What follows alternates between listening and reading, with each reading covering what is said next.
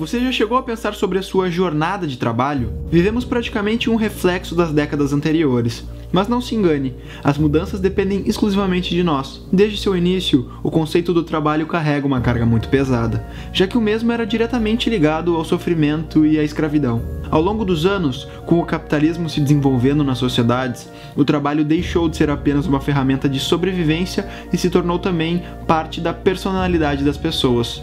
Proporcionar a obtenção de bens estimula até hoje o desenvolvimento de todos os indivíduos e, por consequência, seus estilos pessoais. Mas por que sofrimento, você pode se perguntar? Antes do trabalho herdar esse nome, ele era conhecido como tripalha, em latim tripalium. Essas palavras representam mais de um significado. O primeiro é uma ferramenta com a forma de um tridente, geralmente com as pontas afiadas, usado para bater o trigo e as espigas de milho. Já a segunda opção seria instrumento romano de tortura, usado para castigar os escravos. Desta palavra surgiu a nossa definição para o trabalho. O tempo passou, os costumes mudaram, os caminhos para a autorrealização são outros. Porém, ainda não somos livres. Nos escravizamos pela busca de bens materiais, já que parece ser extremamente necessário nessa sociedade de consumo a qual vivemos hoje. O trabalho é uma das formas do homem atuar sobre o mundo e que o faz de várias formas, mas com certeza o faz devido à bagagem que traz de sua herança cultural e sua ideologia acerca das relações sociais. De fato, a maneira como moldamos nossas vidas está fortemente ligada à nossa profissão. O conceito de possuir cresce todos os dias dos nossos lados, já que geralmente somos induzidos a isso indiretamente. Ao longo da evolução e revolução industrial, 3 grandes filósofos se destacaram com visões divergentes sobre o tema trabalho. No entanto, cada um apresenta argumentos relevantes que nos ajudam a entender melhor o porquê precisamos tanto dessa ferramenta. Karl Marx, um grande pensador e revolucionário, descreveu em seus textos diversas teorias que englobam política, sociologia e outras áreas. Demonstrou que a sociedade gira em torno de suas ações econômicas, ou seja, colocou em prática essas teorias para que assim elas ganhassem vida. Já Emile Durkheim desenvolveu uma teoria inovadora sobre a sociedade, dizendo que ela é semelhante a um corpo vivo. Cada órgão cumpre uma função para o todo, algo semelhante a uma consciência coletiva. E Max Weber, sociólogo alemão, proclamava que a sociedade é muito mais complexa do que aparenta, não podendo ser harmoniosa. Estruturou a ideia de ações sociais dos indivíduos e que, através dos estudos destes mesmos atos, se desenvolveria uma sistematização para a melhoria do todo. Todos eles buscavam entender o movimento que estava iniciando na época, que era a sociedade de consumo. Com ela, surgiu também a ideia de empreender, a qual pode ser explicada desta maneira.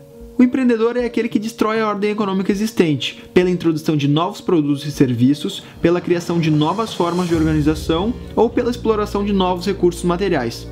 Felizmente, esta definição nos mostra o quão importante o tempo é e como ele está sendo utilizado de maneira ineficaz nos tempos atuais. Vivemos na sociedade pós-industrial, mas ainda trabalhamos como se estivéssemos vivendo em uma era industrial. Por mais que tenham sido desenvolvidas diversas técnicas e ferramentas para a otimização do tempo, muitas pessoas não sabem organizar seu tempo livre até hoje. O avanço da tecnologia permite que a humanidade se liberte de tanto trabalho e aproveite o que será feito em sua vida.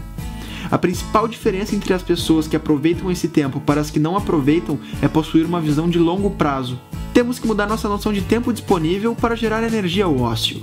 A maioria das pessoas vivem para trabalhar, transformando isso em prioridade.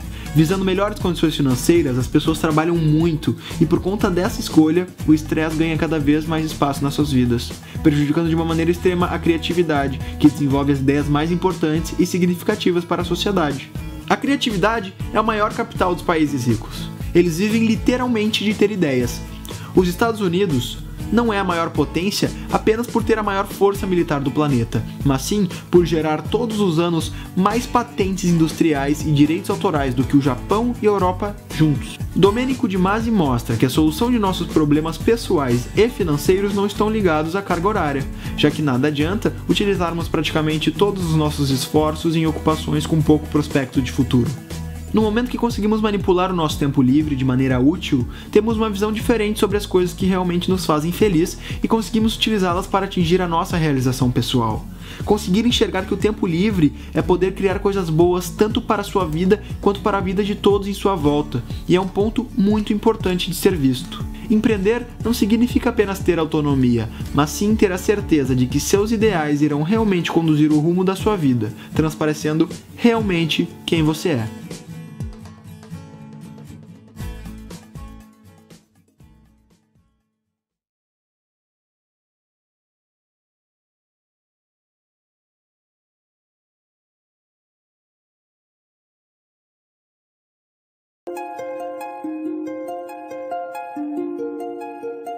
Qual a diferença entre profissão e vocação?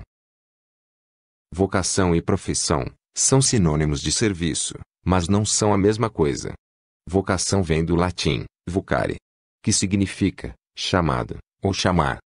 Sendo assim, vocação é um chamado de Deus, e profissão, uma escolha própria.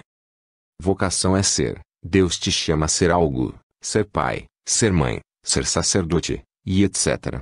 Profissão é fazer ou exercer algo, como por exemplo, exercer medicina, pedagogia, etc. Vocação é serviço gratuito, profissão tem um valor mercadológico. Vocação é para sempre, profissão pode ser temporário, você pode até trocar. É importante lembrar que a descoberta da vocação não invalida uma escolha profissional.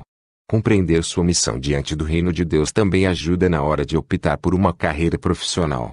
Afinal, um pai e esposo pode ser também professor, uma mãe, esposa, pode ser também engenheira ou vendedora, mas sem deixar de lado os valores cristãos. Espero ter ajudado. Por hoje é só.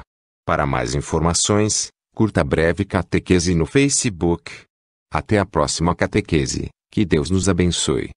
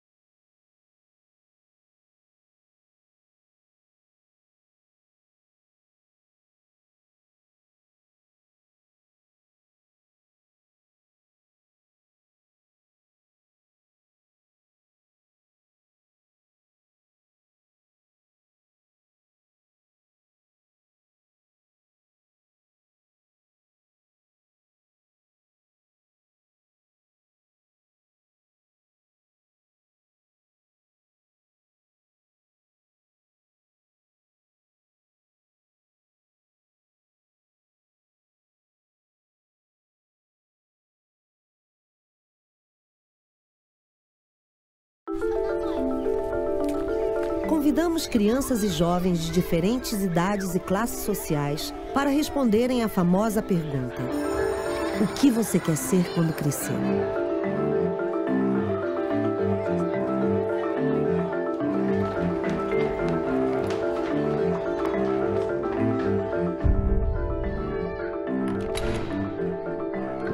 Ei, sejam bem-vindos, vamos sentar. O que vocês acham importante para ser advogado? Tem que saber defender bem os direitos. Acho que é a vontade de ajudar as pessoas, de salvar, de acolher. Gostar, ter cuidado com os animais. Ele traz uma energia muito boa, tipo o teatro, o cinema. Quantos anos você estudou para ser veterinário? Na verdade, você nunca para de estudar, viu? Então, vocês acham que escola você para de estudar? Você nunca para de estudar. Mas daí na faculdade são 5 anos.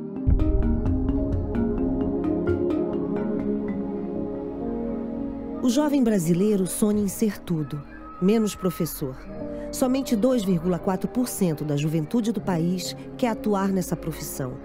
Justamente a profissão que forma todas as outras.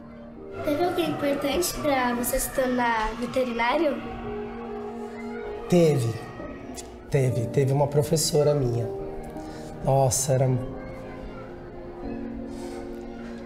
Que eu tive uma professora que foi muito especial. Uma grande professora, que foi uma pessoa que me incentivou muito. Ela me inspirou a olhar para o outro, a ser uma pessoa consciente, responsável. Ela cuidava muito da gente. Parecia uma galinha, assim, com os pintinhos. Ela acreditava no potencial de cada um. Ela nunca dizia, não vai fazer. Ela dizia assim, deixa eu escutar. Ou seja, ela acolhia a gente. Ela tinha o cabelo meio vermelho, assim, meio enroladinho. Uma mulher magra, que tinha mais ou menos a minha altura. Ela era muito sorridente, era uma pessoa com muita energia, sabe? Eu tenho dislexia. E eu sempre tive muita dificuldade de fazer prova. E ela me acolheu naquele momento que pra mim era muito difícil. E foi muito legal. Como que era o nome dela? O nome dela é Alsônia. O nome dela é Alsônia. O nome dela é Alsônia. Alsônia.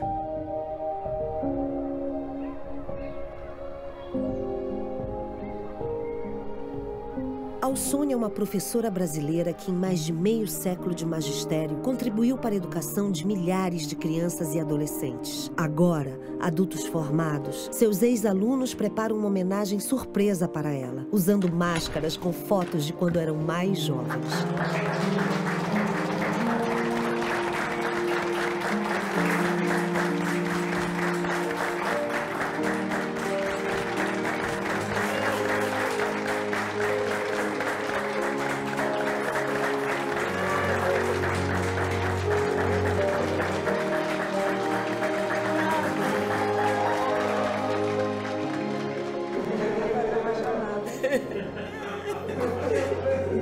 Lígia Queiroz.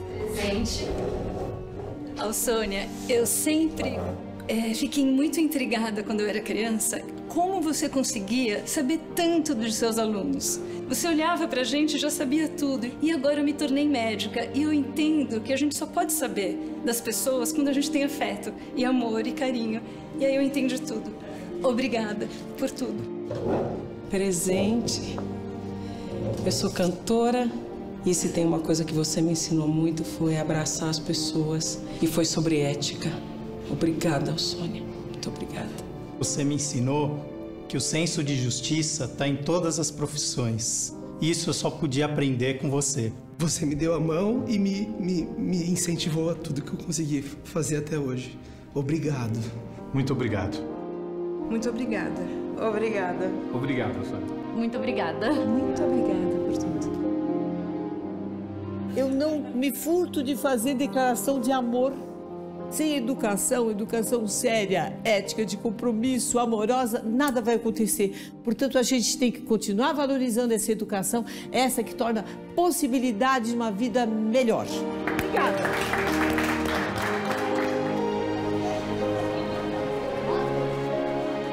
Educação é a arma mais poderosa para mudar o mundo.